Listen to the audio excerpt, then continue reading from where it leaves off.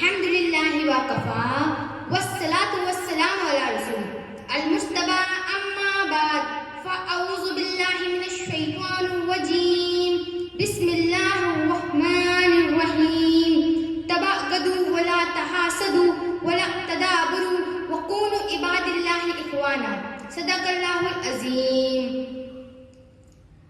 السلام علیکم ورحمۃ اللہ وبرکاتہ۔ آج میری تقریر کا عنوان ہے حسد کی مذمت۔ حضرات گرامی، قدر محترم سامعین، مسلمان وہ ہوتا ہے جو سب انسانوں کے لیے اچھائی چاہتا ہے، وہ اپنے اوپر دوسروں کو فوقیت دیتا ہے، کسی کو کمتر نہیں سمجھتا، کسی کی نعمت دیکھ کر نہیں جلتا۔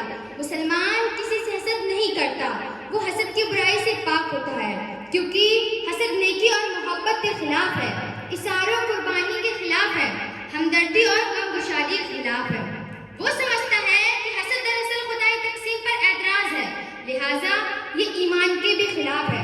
قرآن مجید النساء آیت 54 میں ہے ام یحسدون الناس علی ما آتاہم اللہ من فضلہ، کیا یہ لوگوں سے حسد کرتے ہیں اس فضل پر جو اللہ نے انہیں عطا کیا ہے؟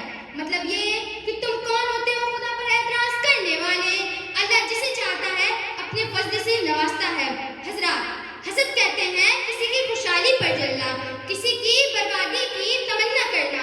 حاسد کبھی نہیں چاہتا کہ کسی کو کچھ مال و دولت ملے، کسی کو حسن و شرافت ملے، وہ ہر ایک کی نیکی نامی سے جلتا ہے، وہ دوسروں کی عزت و شہرت سے پریشان رہتا ہے، اور جب دل کی آگ زیادہ بھڑکتی ہے تو انسان نہایت گھٹیا حرکت پر اتر آتا ہے، یہاں تک کہ حسد کبھی کبھی قتل و غارت اور دائمی دشمنی کا ذریعہ بھی بن جاتا ہے۔ یہ حسد ہی تھا جس نے ابلیس کو آدم علیہ السلام کے آگے سجدے سے روکا، یہ حسد ہی تھا جس نے قابیل کو حابیل کے قتل پر آمادہ کیا، یہ حسد ہی تھا جس نے برادران یوسف کو یوسف علیہ السلام جیسے معصوم پیغمبر پر ظلم و زیادتی پر مجبور کیا۔ مگر آپ جانتے ہیں کہ اس حسد کے نتیجے نقصان کس کا ہوا تھا؟ ذلت کس کو ملی تھی؟ شرمندہ کس کو ہونا پڑا تھا؟ معلوم ہوا کہ حسد کرنے والا حسد سے صرف اپنا ہی نقصان کرتا ہے، وہ خود اپنی ہی آگ میں جل بھن کر ختم ہو جاتا ہے۔ حسد کی بربادی سمجھنے کے لیے یہ بات کافی ہے کہ خود اللہ تعالیٰ نے اپنے نبی صلی اللہ علیہ وسلم کو حسد سے پناہ مانگنے کی تعلیم فرمائی۔ فرمایا وَمِن شَرِّ حَاسِدٍ إِذَا حَسَدَ، اے نبی صلی اللہ علیہ وسلم آپ کہتے کی ہیں اے اللہ میں تیری پناہ چاہتا ہوں حاسد کے سر سے جب وہ حسد کرے۔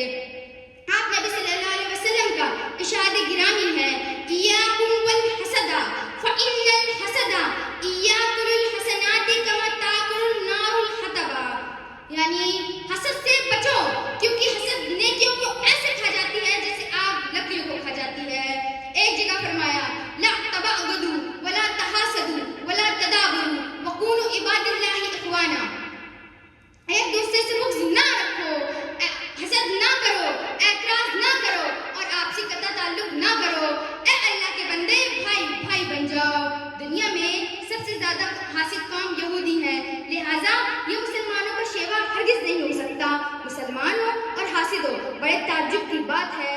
آپ نبی صلی اللہ علیہ وسلم فرماتے ہیں کہ کسی بندے کے دل میں ایمان اور حسد جمع نہیں ہو سکتا، اس لیے آج سے یہ عہد کرتے ہیں کہ ہم کسی سے حسد نہیں کریں گے، کوئی آگے بڑھ رہا ہوگا تو صرف دعا دیں گے، ماشاء اللہ کہیں گے، کسی کی نعمت دیکھ کر نہیں جلیں گے۔ ہو سکتا ہے ہمارے اس عمل سے خوش ہو کر اللہ تعالیٰ ہمیں بھی دولت و شہرت عطا کر دے۔ اللہ تعالیٰ ہمیں عمل کی توفیق عطا فرمائے۔